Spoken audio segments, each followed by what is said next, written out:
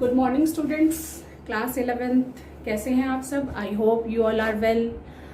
और आज हम चैप्टर पढ़ने जा रहे हैं बुक आरो भाग 1 से गद्य भाग का मियां नसीरुद्दीन,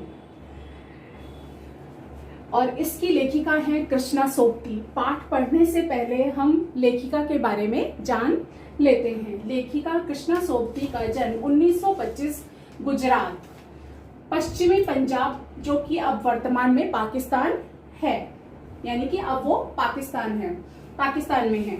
इनकी प्रमुख रचनाएं हैं जिंदगी नामा, दिलो दानिश, ए लड़की, समय सरगम, ये क्या है इनके उपन्यास हैं। डार से बिछड़ी, मित्रों मरजानी, बादलों के घेरे, सूरजमुखी अंधेरे के, ये इनके कहानी संग्रह हैं। हम हशमत, शब्दों के आलोक में, शब्द चित्र संस्मरण। शब्द चित्र से मतलब है शब्दों के माध्यम से एक चित्र प्रस्तुत किया गया है, एक कहानी को लिखा गया है, एक लेख को लिखा गया है। संस्मरण मतलब जो घटना कभी घटी थी वो लेखिका के दिलो दिमाग पर थी, तो वो संस्मरण और शब्द चित्र। प्रमुख सम्मान साहित्य अकादमी सम्मान, हिंदी अकादमी का शलाका सम्मान, साहित्य अकादमी की 72 सदस्यता सहित अनेक राष्ट्रीय पुरस्कार इन्होंने प्राप्त किए। इसमें 72 शब्द जो आया है, 72 शब्द का अर्थ है अधिक महत्वपूर्ण या श्रेष्ठ।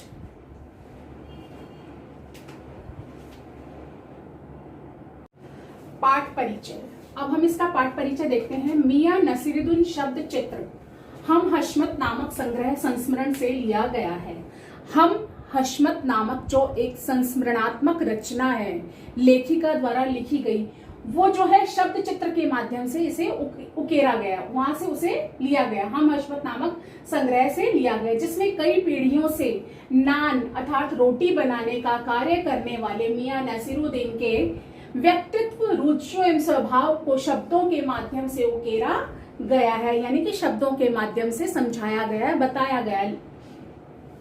मियां नसीरुद्दीन रोटी पकाने की वर्षों से चली आ रही अपने परिवार की परंपरा व उसमें उनकी निपुणता को प्रकट करते हैं। वे ऐसे व्यक्तियों का भी प्रतिनिधित्व करते हैं जो अपने रोजगार को कला के समान मानते हैं और श्रम पूर्वक सीखने को ही वास्तविक रूप में असली हुनर मानते हैं। और पाठ का सार हम इन बिंदुओं के आधार पर अब पढ़ेंगे या समझेंगे। पहला बिंदु है मियां नसीरुद्दीन की लेखिका से मुलाकात, यानी कि लेखिका से जब उनकी मुलाकात हुई तो क्या क्या बातें हुई। मियां नसीरुद्दीन का अपने खानदानी पेशे पर अभिमान, कि उन्हें अपने जो उनका रोटी बनाने का, नान बनाने का जो खानदानी पेशा था उस पर उन्हें अभिमान था। फिर तीसरा है रोटी बनाने की कला सीखना, यानी कि ये भी एक आर्ट है जिसे सीखना चाहिए। खानदानी बड़प्पन का गर्व, कि हमारा खानदानी पेशा है, ये खानदानी, तो उन्हें इस चीज का गर्व था। शौक एवं कद्र के अभाव का दर्द, कि आजकल जो है लोग ऐसे कामों की जो है कद्र नहीं करते, ऐसे लोगों की कद्र नहीं करते, तो इसका उन्हें बहुत अधिक दुख होता है मियां नसीरुद्दीन को। तो पहला है मियां नसीरुद्दीन से लेखिका की मुलाकात। तो लेखिका जब एक दिन जामा मस्जिद के निकट पुराने मटिया महल के गढ़ैया मोहल्ले से गुजर रही थी, तो वहां उसने एक साधारण सी दुकान पर जो है ढेर सारा आटा गूंथते हुए देखा। उसे लगा कि शायद यहाँ पर सिवैयां बन रही होंगी या सिवैयां बनती होंगी, लेकिन नहीं। उसके पूछने पर पता चला कि यहाँ पर जो है नान अर्थात रोटी बनाने वाले के मसीहा कहे जाने वाले 56 प्रकार की रोटियां बनाने में माहिर मियां नसीरुद्दीन नान बाई की दुकान थी, और मियां अंदर ही चारपाई पर बीड़ी के दम ले रहे थे, यानी कि वो अंदर लेटे लेटे चारपाई पर लेटे लेटे बीड़ी पी रहे थे। जब लेखिका वहां से गुजरी तो उसे लगा कि इतना सारा आटा देखकर कि शायद यहाँ पर सिवैयां बनती होंगी, लेकिन बाद में पता चला कि यहाँ पर जो नान बाइयों के मसीहा, यानी कि जो 56 प्रकार की रोटी बनाने में माहिर थे नान बाई मियां नसीरुद्दीन, उनकी यह प्रसिद्ध दुकान थी, यहाँ पर प्रसिद्ध दुकान है। अब है दूसरा, मियां नसीरुद्दीन का अपने खानदानी पेशे पर अभिमान। मियां नसीरुद्दीन को रोटी बनाने खानदानी पेशे पर, अपने जो रोटी बनाने का जो उनका खानदानी पेशा यानी कि पुश्तों से चला आ रहा था ये काम, उनके पिताजी ने किया, उनके पिताजी के पिताजी ने किया ये काम, तो क्या पूरे काफी टाइम से पुराने समय से चला आ रहा था। तो क्या था, ये उनका खानदानी पेशा था यानी खानदानी काम था। और लेखिका द्वारा जब यह पूछा गया कि इतने प्रकार की रोटियां बनाने की कला कहाँ से सीखा, तो उन्होंने बहुत ही बेपरवाही अंदाज में कहा कि नान बाई का काम तो कई पुश्तों से उनके घर में चला आ रहा है। लेखिका ने जब यह पूछा कि भाई आप लोगों ने यह काम कहाँ से सीखा, तो बिल्कुल ही बेफिक्री से जवाब दिया उन्होंने मियां नसीरुद्दीन ने कि यह काम तो हमारे यहाँ पुश्तों से चला आ रहा है, यानी कि पुश्तैनी काम है हमारा ये। नसीरुद्दीन अपनी खानदानी शान का एहसास कराते हुए उन्हें यह बता रहे थे कि वालिद मियां जो उनके मतलब उनके जो पिता बरकत शाही गड़ैया वाले नान बाई के नाम से मशहूर थे, और उनके दादा साहिब मियां कल्लन भी बहुत ऊंचे दर्जे के नान बाई थे। उन्होंने अपने पिताजी और दादाजी का नाम बताते हुए कहा कि वे मशहूर नान बाई थे, यानी कि रोटी बनाते थे, रोटी बनाने में माहिर थे। अब है तीसरा पॉइंट, रोटी बनाने की कला सीखना, यानी कि रोटी बनाना भी एक आर्ट है, एक कला है जिसे सबको आना चाहिए, जिसे नहीं आता उसे सीखना भी चाहिए।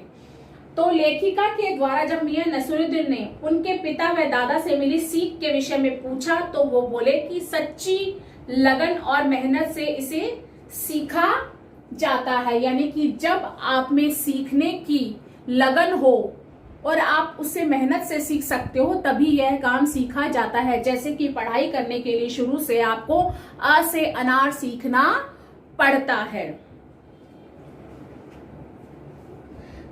पहले उससे जुड़े हुए, मतलब कि आपको जब काम सिखाने के लिए बोला जाता है, रोटी बनाने के लिए, नान बनाने के लिए, तो पहले उससे जुड़े छोटे छोटे काम करवाए जाते हैं। ऐसा नहीं कि सीधा रोटी बनाने के लिए बता दिया जाता है आपको, पहले बर्तन धोने भी पड़ते हैं, वहां पर जगह भी साफ करनी पड़ती है, और छोटे मोटे काम बहुत सारे होते हैं जो सभी काम आपको पहले करने पड़ते हैं। मियां नसीरुद्दीन अपनी बात स्पष्ट करते हुए कहते हैं कि उन्होंने भट्टी बनाने से लेकर आंच देने, बर्तन धोने और छोटे छोटे काम किए हैं, या जो भी है गली गली जाकर के जो अपना सामान भी उन्होंने बेचा है। तो वो कहते हैं कि सीधा नानबाई नहीं बन गए थे वो, मतलब कि रोटी बनाने में माहिर नहीं हो गए थे, उन्होंने सब कुछ सीखा है। उन्होंने भट्टी को आंच देना यानी कि जलाना, उसे लीपना, बर्तन मांजना और गली गली जाकर सामान बेचना, ये सारे छोटे मोटे काम उन्होंने पहले किए हैं, तब जाकर के वो ये काम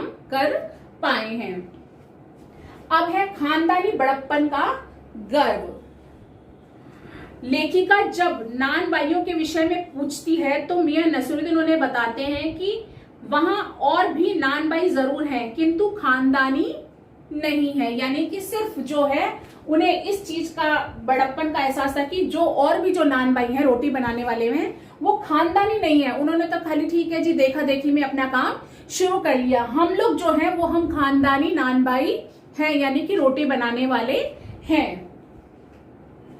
और एक बार उन्होंने बताया कि बादशाह सलामत ने उनके बुजुर्गों से कहा कि ऐसी चीज बनाई जाए जिसे देखकर बादशाह ने खूब पसंद किया, बनाई मतलब, और उसकी प्रशंसा अपने पूर्वजों की, उसके लिए अपने पूर्वजों की प्रशंसा करते हुए कहते हैं कि खानदानी नान बाई तो कुएं में भी रोटी पका सकता है। यानी कि उन्होंने कहा कि उनके जो पूर्वज थे, बादशाह ने उन्हें एक बार कहा कि ऐसी चीज खिलाओ कि जो हमने कभी ना खाई हो। तो उन्होंने, उनके जो पूर्वज थे, उन्होंने ऐसी चीज बनाई।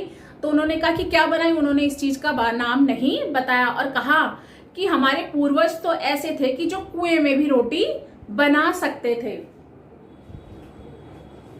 और जब वह उनसे पूछती कि उनके बुजुर्ग जो है कौन से बादशाह के यहाँ काम किया करते थे, तो वो इस बात को टाल जाते हैं। इसलिए टाल जाते हैं क्योंकि उन्हें खुद नहीं मालूम कि उनके बुजुर्ग कौन से बादशाह के यहाँ काम किया करते थे, काम किया भी करते थे या नहीं किया करते थे, वो सिर्फ एक ढींग ही हाँक रहे थे।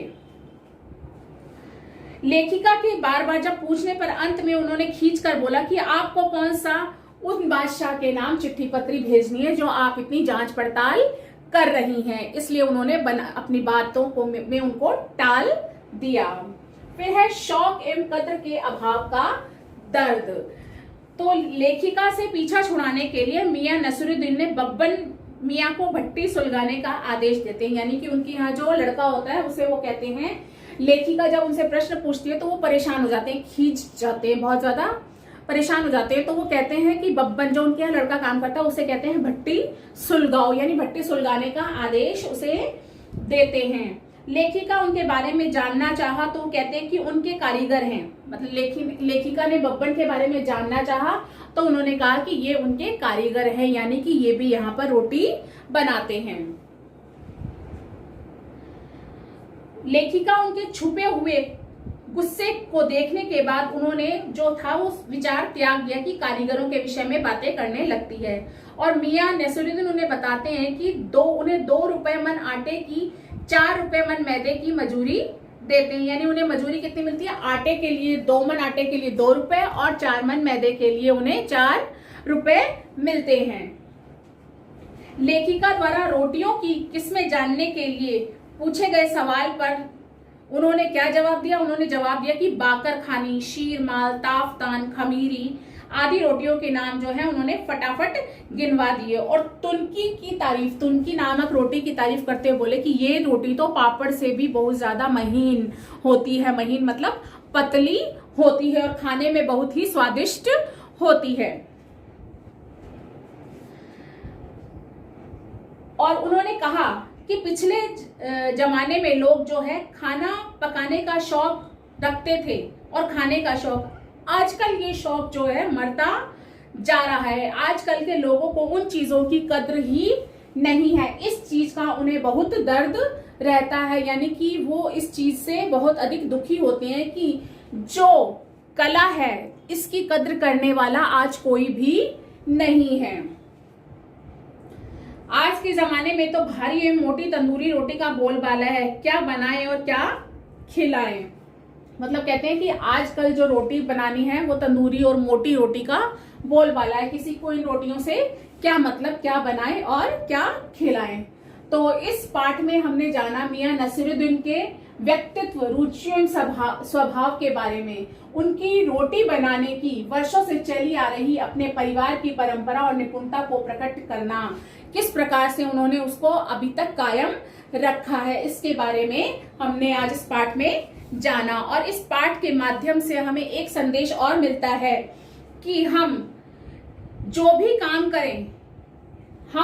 काम करें ईमानदारी और परिश्रम के साथ करें। हमें जो काम करना है ईमानदारी और परिश्रम के साथ करना चाहिए। कोई